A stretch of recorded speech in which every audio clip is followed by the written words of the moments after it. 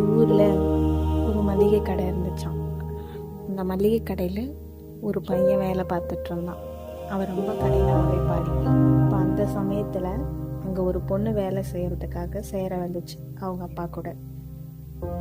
அந்த பொண்ணு வேலைக்கும் சேர்ந்துட்டு அந்த பொண்ணு பார்த்துட்டு இருந்தப்ப அந்த பையன் வந்துட்டு யாரா புதுசாக சேர வந்திருக்கா அப்படின்னு சொல்லிட்டு பார்க்க வந்தானா.